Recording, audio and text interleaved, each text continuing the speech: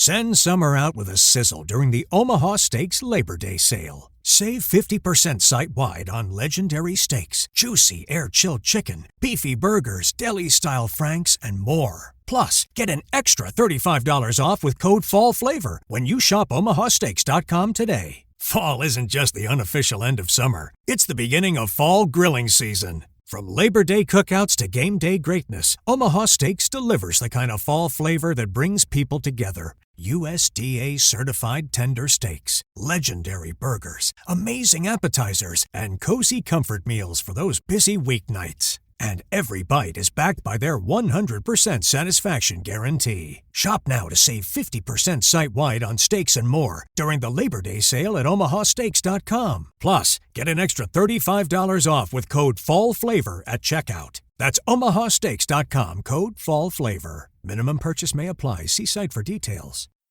This podcast is intended for mature audiences and could be triggering to some. Please use discretion when listening.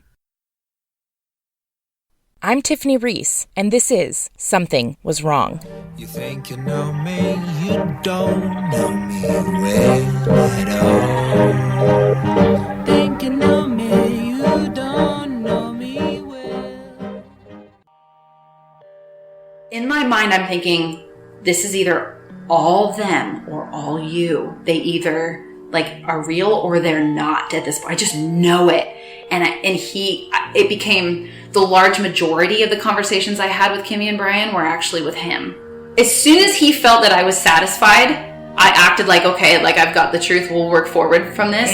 He would be like, okay, good. And act like, he was contrite, we're going to work through this. Yes, I have problems, I'm going to go to counseling. And it became like, while our wedding is postponed, we're still going to be together, but here's what it's going to look like. He's going to go to Celebrate Recovery because he has, problems to work through.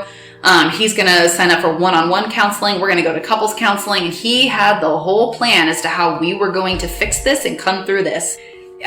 He started these notes on his phone that he shared with me on our iPhones of a list of all the sermons he was listening to and his notes to follow as he listened to them for, full disclosure, because we're working through stuff together now.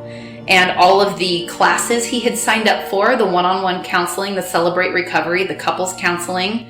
It was such an overwhelming list that I was reading it going, I'm overwhelmed. This is too much. Ew. But now he had to save the day, and he had to show just how studious he was and how committed he was to making everything right. And in my mind, I'm like, you still haven't told me the whole truth, but you think I think you did. And so now we're moving forward. Who are you? That's when my sister and my mom showed up to help me get some of my stuff out, because as my fiance thought, we were going to separate as, an engaged couple and just kind of revert back to dating. But my mom and my sister showed up, and we didn't know my sister was coming because she had to work.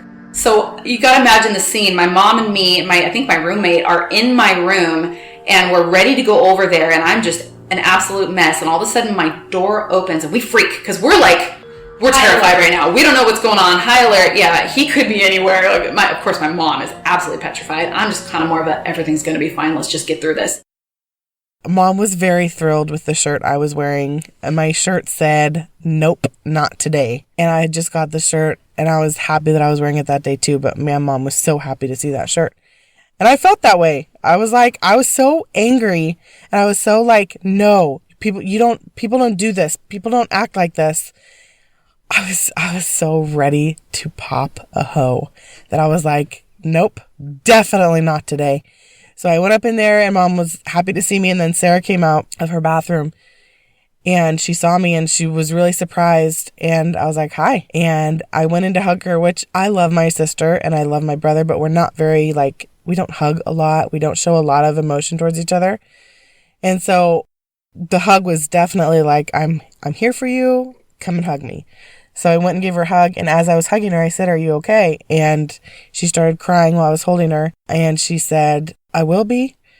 And in that moment, Sarah's not a crier. Sarah's not a super, she doesn't let her emotions get the best of her for the most part. She processes them, and she talks about them, and she doesn't, stuff them down or hide them, but she's also not like, she has a lot of control over them, so to speak. So when she does break down in a moment that she doesn't want to break down, that's when you know she's not okay. Like she's messed up. Inside, something is messed up and she needed people. So that hug and that slight little breakdown that she had, I was so happy I took the day off work, and I was so happy that I was there, and it made me even more angry than I was before that, and I didn't think that was possible. She told us what the plan was, and the plan was that we were going to go over to his house, their house, to be very calm, be very kind, and then leave. And I was like, nope, I'm not kidding. No, leave me here. Do not bring me. I'm not trying to be funny. I'm not trying to be like super cool and protective and like fake muscly, like I will protect you. Don't bring me. I might beat him up. I wasn't trying to sound like that. I was like, I'm serious. I hate him. I don't want to see him be okay. I don't want anything to do with him. I don't want to be fake kind to him. I don't even think I could be fake kind to him. I don't want him touching me, and he's a hugger. Like, he squeezes really hard when he hugs. I don't want him hugging me. I don't want to smile at him. I don't want to look him in the eyes. I don't even want to smell him. Like, I don't want to go. I'm serious. And Sarah was like, seriously, Emily, we need you to come and help. The more of us there, the less likely he is to do anything that we don't want him to do, and the more normal it will seem. And you have to treat him like everything is going to be okay, because that's how we need him to stay. Okay, fine, let's go. So we went, and the whole way there, I'm just like, blood is pumping. I'm so mad. I go into his work office because I see him come off of a phone call, and he turns and he looks out at the empty house, and the look on his face was so dramatic. It was just like it fell, and he started sobbing, and I held him, and I'm just like, I'm so sorry this is happening. I'm so sorry this is where we are. And he is just like a broken little child, leaned forward in his chair with his head like kind of in my stomach, and I'm holding him while he's sobbing. And I'm like, I'm so sorry. This is just what we have to do. And we knew it was going to be hard. We didn't know that it was going to be this hard. You'll be okay. And he's like, I'm so alone. I've never been so alone, because he's out here. He's now moved to Sacramento for me. Can't call Brian anymore. Right? Can't. So alone. Can't be walked off a ledge. And he's got no family in California, and he's got these terrible allergies because it's spring in Sacramento, and I'm taking everything out of the house. So now he lives in this empty dungeon, broken up, attending counseling, no family around, a failed engagement. So of course he's the victim, obviously. Sucks for him. And I'm taking all the utensils out of the house. And so he walks out, and he's just like shoulders hunched. Imagine like a 6'4", guy just like hunching over and walking out, tears streaming down his face. He comes out looking like he had just cried every tear he had, lost all of the snot that he had, because he's just so heartbroken and crying so hard and so devastated. And I look at him, and he's like, he makes this face like, oh, you too? Like, oh, look at us. And I was like, this is allergies. I'm not crying. This is allergies. And he's like, oh, and he comes in and he puts his arms out, and I'm like, oh, mother effer. He puts his arms out, and I just am like, so I give him the mother trucking hug, and he's like, he's holding me, and I'm like, oh my gosh. And he goes, how are you? And in the moment when he says, how are you? He squeezes really freaking hard. And I said, I will be better when you're not squeezing me so hard. And he was like, oh, I didn't laugh. It wasn't funny. I wasn't trying to be funny. I was like, serious, get off me. He hugged Mom, and he hugged her really tight too. And I can't remember what she said, but Mom is way nicer than me and way more mature than me in those moments. So all I can think is, I really want to punch you in the balls. And Mom is thinking, we just want you to stay sane. We're going to pretend we love you, and we're going to have compassion on you. I had zero compassion. I did not care about him. So we went home after Mom and I did our thing with Sarah. We went home. And then we were all sitting around our little fireplace in the backyard, me, Mom, and Dad. And there was so much wine had over this weekend. Sarah called to say, I think I would like to break up with him tonight. And Mom and Dad put her on speakerphone, and they kind of like processed it together. Like, okay, what are you thinking? What are the next steps? What needs to happen? And Sarah's talking about like money from people, from like the honeymoon fund. Like, we want to get that back. So I don't know if I should really break up with him until we give people his money back, because I don't want him to do anything crazy and keep it. And I also, I want to separate my credit cards from him and my phone. And like, she wanted to make sure we're completely separate before she told him the news of we're done for good. Goodbye. Just because we obviously don't know this guy and we don't know how he's going to respond. He's not normal and he's definitely missing a few screws. She's talking about the different options of like, break up with him tonight, break up with him in a couple days, wait until this is all done. And Dad finally was like, military mode, just takes over the conversation. He goes, nope, I want you to break up with him tonight. I want to be there. And keep in mind, I think it's already like 8:30 right now. Not that that's late for me, but my parents normally go to bed around 9:30, maybe 10. So for him to be like, we're coming there is what was like, whoa, Dad, it's almost bedtime. Like, so he's like, we are going to come. I want us to come there tonight. Don't want you to break up with him until we are with you. You are not going over to his house. And she's like, I need to break up with him in person. If I'm going to break up with him, it needs to be in person. And Dad just straight up, no. I realize Sarah is a grown woman and we all know Sarah's a grown woman and does what she wants. But when Dad says no, you just freaking listen. And he was like, no, I don't want you breaking up with him in person.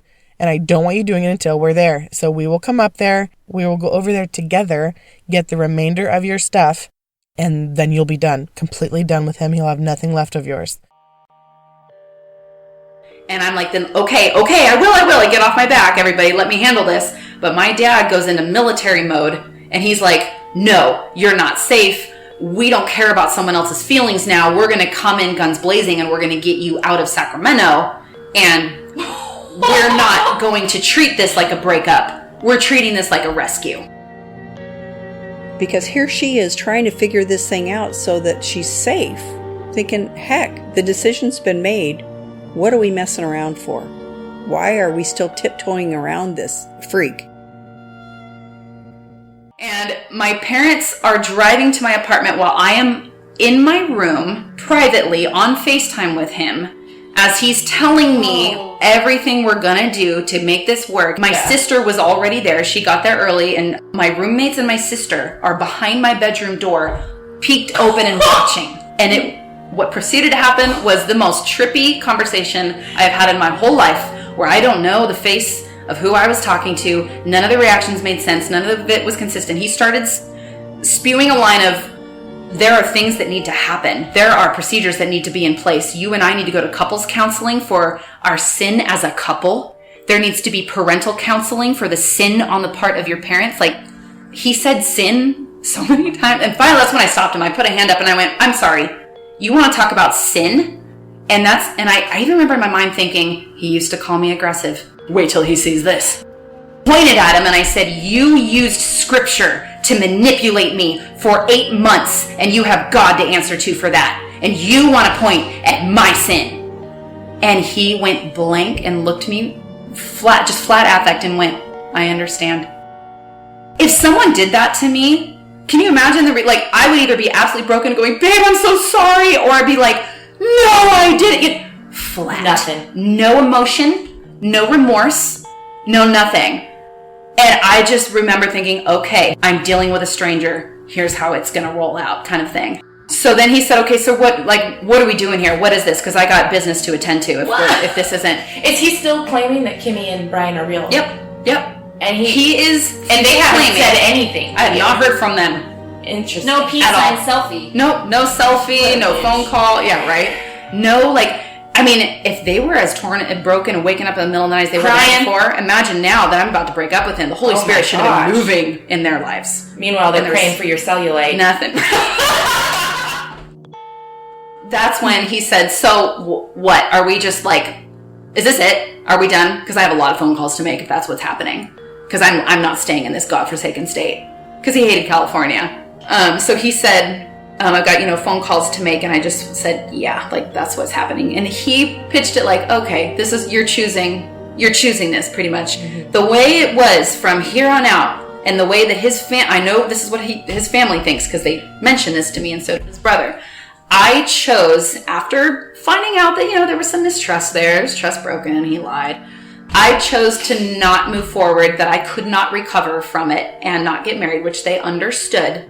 But I chose to not let God redeem this for the sake of the gospel. Those words I have in text from his brother and from him, that it's a shame that you are not allowing God to redeem this marriage, because God holds marriage in the highest esteem, and I have chosen to walk away from it. And I just had to kind of eat it and be like, cool, whatever you need to tell yourself, sure, this is not what I want. I don't want to marry a liar. Woe is me. So he said, okay, so, what's this going to look like? Are we going to follow each other on social media still? And he's going to that point. Yeah.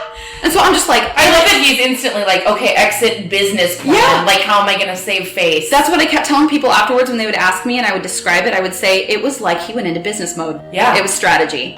And so he's like, are we going to follow each other on social media? And so I go into kind of compliant, let's just not rock any boats right now, because I knew that we were going to show up at our house. I don't want him to be set off in any way. So I just was like, you know what? At first I thought maybe, and I was like, no, I don't think that'd be a good idea. And he just goes, okay, yeah, I figured. And then he paused for a moment and he grinned. He actually smiled and he goes, oh, come on, you don't want your ex-fiance watching you on dates with your new boyfriend on your stories? Kind of joked. And I went, yeah, no thanks. And he paused for a minute and then he laughs and he goes, oh man, that's pretty fucked up. And he looks at me like, come on. I looked at him and I just said, yeah, well, the last 8 months of my life are what's been pretty fucked up. And he laughs. He goes, good point. And imagine at this point, I'm just like, we gone. We go there, we get to Sarah's house, and she is already in her bedroom breaking up with him over FaceTime. And that's when I go in there and I'm like, dang it, why didn't she wait? I wanted to record the whole thing. So I went in there and I threw my phone on the bed and I was recording it. I don't know if Sarah ever told you that. Or if she sent you the audio? She sent me the audio. Okay, there's not much. Sadly, I can't use it because we didn't permission. Because California's dual consent or whatever. Yeah. But I listened to it. He was super cold, emotions turned off and no longer cared about winning the situation. Now he was just he wanted to save face and he didn't want to look like he was affected at all. It's kind of what it felt like. But when she broke up with him, I know he said something like, this could have been redeemed. I freaking hate that word redeemed, and now he used it so many times. Oh, I do remember hearing her saying, we're just going to come over and get my stuff. I've got my parents and my sister with me. We're just going to go in and get out. This is what's going to happen. And he said, I don't want to see your parents. Please don't bring your parents. I just don't want to face them right now, or something like that. And she goes, they're already here. They're already coming. Kind of deal with it. We're not going to talk about this. By the way, my ear was definitely on the door for that conversation. Most of my stuff is in the floor in my room and in my mom's car, but there's still some stuff left in the house. My dad had called my cousins, who are hilarious and amazing. You don't mess with them. My dad calls my cousin and says, hey, I need you tonight, basically. My cousin, all he says is what time and where. He thinks to ask, does he have guns? And so my dad says yes, because my fiance did own guns. And so he goes, okay, I'm calling. And he names my cousin, who's a cop. Yes. So of course they come, packing.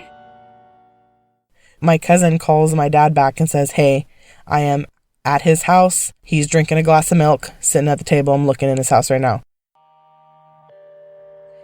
So they just kind of kept watch from across the street while we went in and out and got all my stuff out. And then it's done. And my ex-fiance is still inside, just inside the door. And my dad and sister are outside, just off the porch on the driveway. And they can see in the door. My mom is off out at, the car putting stuff away. So I'm like, I've got to say a goodbye. I'm like, oh, I don't know what to do here. So I walk up the steps and I go on the door just to kind of say a final goodbye. And I don't know what to do. And I know my dad and sister are behind me looking and watching. And I didn't know what else to say. I just looked at him and I just said, I'm sorry. I'm devastated. This is a nightmare. And he looks at me with this little side grin and he tilts his head and he goes, you're not sorry. And just looks at me like, oh, child. And I just looked at him confused. I didn't even know what to say. What do you say to that? What do you mean? What are you implying? Did I want this the whole time? Is this my dream? What do you mean I'm not sorry? Mom comes up. Where's Sarah? And we're like, she's right there talking to Dick. Nope. And she like stomps her little body with her 2-inch legs up the stairs into the doorway. And I'm like, Mom, leave them. Mom. Nope. I see Greg and Emily standing outside, letting them say goodbye. And I thought, oh, heck no. No. Because he's going to get one last word or one last dig or one last hurt. And so I basically stormed in. And she looked at me and she said, Mom, we're saying goodbye. Something like that. And I said, that's okay. Go ahead. You don't tell Mom what to do in that moment. She's got tunnel vision. And all she's probably thinking is he's slitting her throat. I don't know.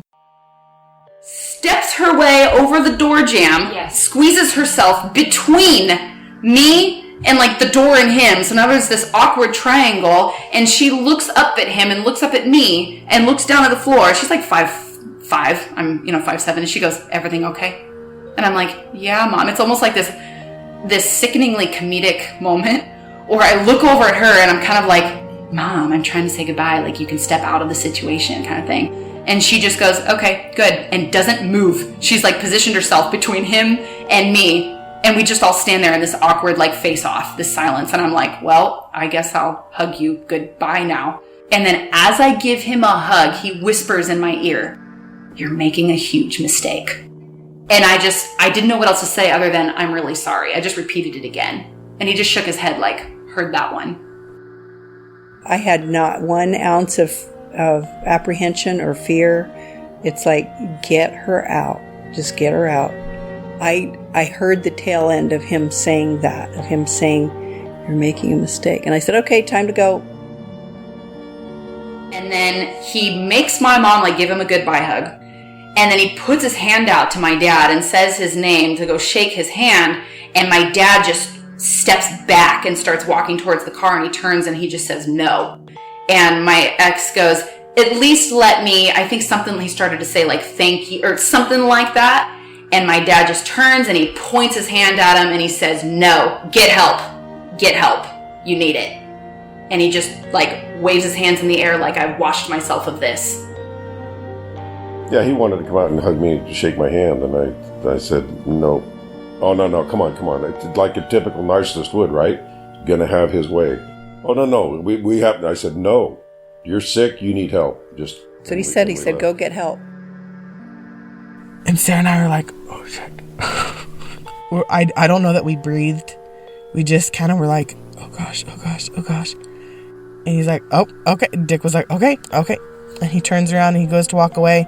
So when that was done and the handshake got refused, I get in the car with Sarah. Mom and Dad get in their truck, and Sarah and I get in and close the doors, and we sat there without her starting the car yet in silence. I swear we didn't breathe the whole time, and we finally let out our breath and yelled out so many cuss words. Our chests and our hearts and like our stomachs all in a knot. Just thought we were going to throw them all up. Like, it was just so intense and so thick.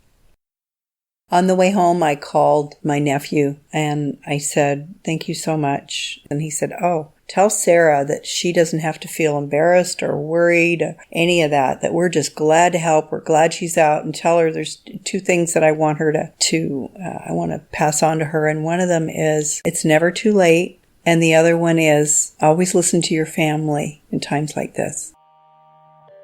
The next couple of days were just 24/7 canceling cards, like blocking things, changing things, disentangling. I mean, my Verizon account, had him on it, and we had all, a lot of things intertwined. Thank goodness. We did have a joint bank account, but we were able to move things and, get things back where they needed to go. There was still open communication because we had people donate money toward our newlywed fund. And so we had a joint account that those funds were going into, but he largely had control over it. So I needed some kind of lifeline or connection with him up until I was guaranteed that these people got their refunds. And then once I didn't need him for that anymore, I was never, going to contact him again. The day that I got a notification from the bank saying the final check was, he had been BSing me for weeks. I'd said, "Hey, can you please send these out?" Week goes by, 2 weeks goes by. There are these excuses. People weren't getting, there was some kind of confusion with the bank. And finally I woke up and realized, why wouldn't he lie about this too? I'm dealing with a liar. I contact the bank, and within 24 hours, it's done. It's all finished. And I just thought, I was still shocked. Oh my gosh, he's still lying to me. Why? In my mind, I'm like, he's got the money. Like, he's not hurting for money. Does he just want control? Like, why is he lying about this? And he just, wanted the lifeline. Once all the notifications came in that these people got their refund checks, I got a text from him. The same moment I wake up, I get these notifications, and then ding, a text come in from him, and I'm like, oh my gosh, here we are. And he said, I'm really, really sorry. And that's when I just went, okay, I've lost it. I said, for what exactly?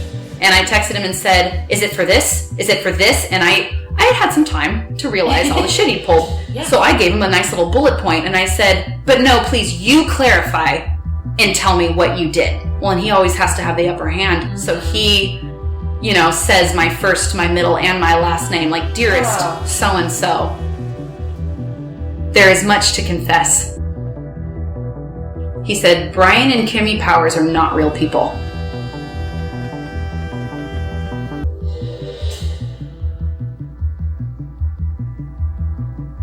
It was way bigger than we expected, though. We didn't expect anything that crazy. No. We expected, okay, maybe the guy's cheated. Maybe the guy's married. Maybe, there's a child somewhere, like something devastating, but not this sick.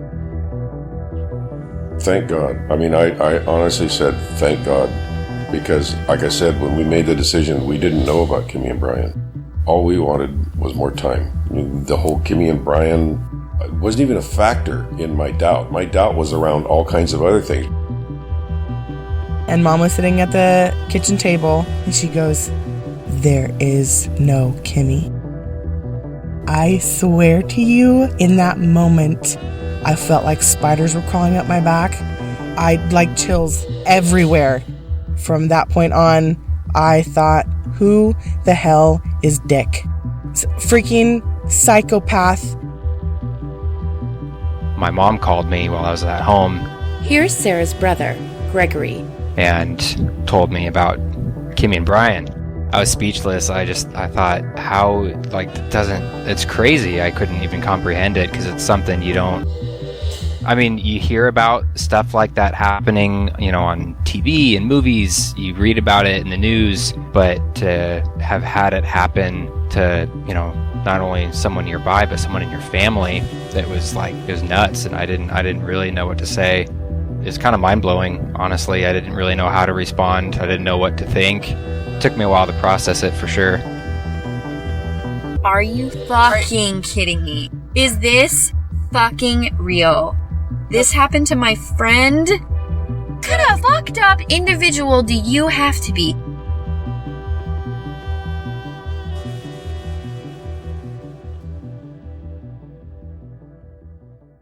Next time.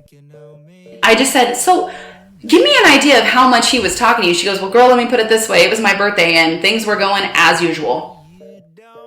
I found out that the Kimmy lie with me, cancer with her. Something Was Wrong is written, recorded, edited, and produced by me, Tiffany Reese. All the music this season is by the band Glad Rags. A special thank you to Sarah, her family, and friends for participating in this series. Check out Sarah's personal blog, Space and Purpose, linked in the show notes. Thank you to Alyssa Doyle for her hype, zen, support, and story editing assistance. A special shout out to my husband Michael and our 3 amazing kids, Jude, Ruby, and Ozzy, for cheering me on every step of the way. Thank you to Ryan Doyle, who's always encouraging me and just surprised me with a Something Was Wrong website, coming soon. Follow the hashtag Something Was Wrong Pod on Instagram to stay up to date on this series. There is also now a Something Was Wrong Facebook group that was started by a listener, Jen. Jen, you're awesome. I'm not in the group because anxiety. However, you can join the group by going to Facebook and entering Something Was Wrong into the search bar. Today's episode is sponsored by Picture Play. Use offer code SWW to get $3 off. If you're enjoying Something Was Wrong and you're not a troll, please consider leaving a 5-star review and sharing with your friends, family, coworkers, boss, auntie, postal service employee, awkward Facebook friend from high school, or whoever else has a pulse near you. Thank you so much. Every share truly helps us spread the word on this important topic, and we are so incredibly thankful for all of the support. If you would like to share your story with us, ask us a question, or share what has stood out to you so far this season, you can now call us and leave voicemail. You can remain anonymous or share your first name and location. Our number is 1-323-379-5678. You can also find this number in the show notes. Your message may be shared on a future episode. If you or someone you know is being abused, please contact the National Domestic Violence Hotline at 1-800-799-SAFE.